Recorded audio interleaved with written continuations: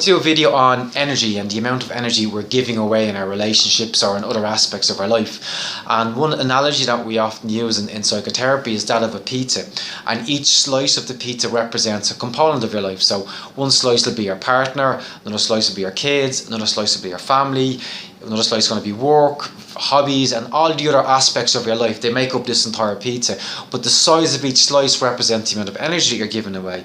And I mean, it's obviously your relationship with your partner, you should be giving at least 25% of your energy. With your relationship with your kids, you might have to give more because they are much more needy and they need much more of your energy, especially when they're very young. But often I find, especially with dysfunctional relationships and when it's family or friends, they're just taking up a bigger slice of this pizza than they really should. And your family, I don't personally feel that your family should be taking up 50% of this, and sometimes it's even more. I've heard people say that their family is taking almost 75% of their entire life and all their energy, whether it's mental energy, emotional energy, or physical energy, if they need them to be present at a certain time in a certain place. And it's too much energy you're giving away. You're going to burn yourself out completely. But the biggest question is, what is the return on the investment? If you're giving away 75% of your energy into one relationship, are you getting something back? And in most cases they're not. It's okay if you're giving away energy towards training or for exercise or even for work, because you're getting paid for it, and I would hope that there's some developmental plan there as well, so work are bringing you forward all the time. With training, you would hope that you're getting fitter and healthier and stronger. And in relationship with your partner, again, you would hope that they're investing the same amount of energy in you. And especially in a partnership relationship, you should be topping each other up all the time through love and support and respect. It shouldn't always be draining. It should be give and take. I spoke about that in the last video. And again, one thing you'll notice as well, if you have a narcissist in your life, obviously they're going to take a lot of your energy, but notice how much energy they give away, and it's a lot less than most normal people. They tend to give away the bare minimum that society requires of them. It could be in a work situation or in a friendship or whatever environment it is. They will put out that energy. It will be a pretense. It won't be them just being themselves naturally. They're giving away the bare minimum because they have to get their own needs met.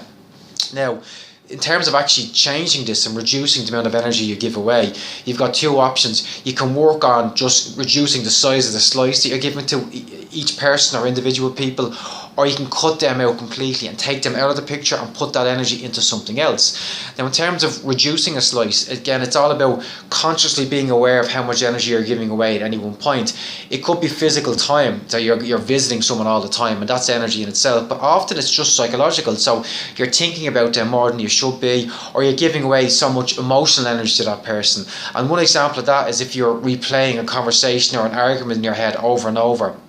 Obviously that's mental time, but if you're replaying an argument, it will bring up the same emotions, and you're thinking about something that could have happened a day ago, a week ago, or a month ago, or even a year ago, but you're still giving this energy, and for no reason. There's nothing to gain by doing that. The relationship won't change, the person certainly won't change, and you're kind of left in a state of stress and anxiety. And you have to catch that, and you kind of have to make a decision yourself that no, I don't want to think about this anymore, or I'm not giving this any more energy. And that's an important skill to have anyway, and that's part of establishing boundaries, psychological boundaries inside ourselves, to say no to certain situations and certain thoughts. But unfortunately, if you're in a relationship with someone that's unhealthy, they may not accept that. They may be very demanding and insist that you maintain the amount of energy that you're giving them, and then you really don't have a lot of choice but to cut the cord and push them out.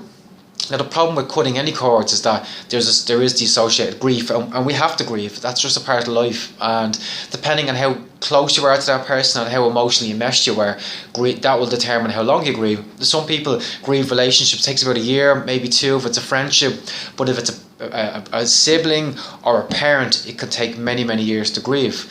And there's no easy way through this. It's just a part of life. But one thing you can do, and one thing that we encourage often, is surrogacy, and that's transferring a role onto another person who can fulfill those needs and will not take up the energy. So a lot of my clients, I found that especially in the last kind of year, they're almost closer to their grandparents than they are their own parents, and that didn't happen by accident. It could have been because their own parents were neglectful or they were absent. and the grandparents just happen to be there. And the thing about being a grandparent, it isn't the same as being a parent. You're not responsible for this child, so they're not quite carrying the same burden as it would be if you have your own children. So it's sometimes a little bit easier for them. Now obviously it's difficult for the grandparents if they're elderly, and they would have thought in their own heads that I've done all this, I've done the work of parenting, I don't have to do it again. But again, sometimes they don't mind. Sometimes they just want to see the child happy, or the adult child happy, and living a good healthy life, and they're aware of the difficulties that person's had with their own parents.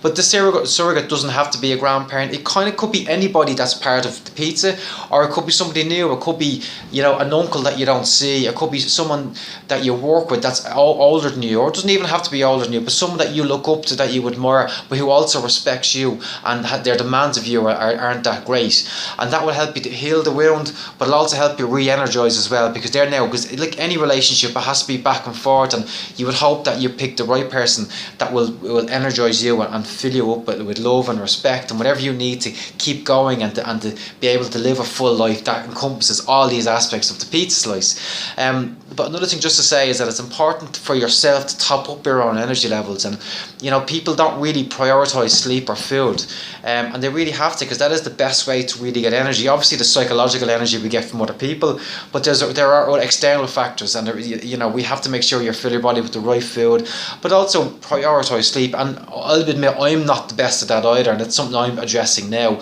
And it's just getting to bed earlier, because I know that it does top you up, it flushes the stress out of your body, it helps your brain to shut down, and it just will recharge you for the next day. And it's not just enough to make sure you get to bed early. Observe your sleep cycles, because often if you wake up mid-cycle, which so many people do, especially not getting enough sleep, they could wake up mid-cycle and they're lethargic and they're groggy.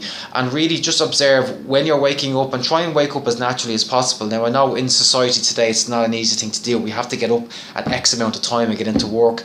But if you can just pay attention to your sleep cycles, and pay attention to what it's like when you wake up at certain times, how you feel, maybe that's the optimal time for you to wake up. Maybe you need to wake up at 6:30 instead of 7:30.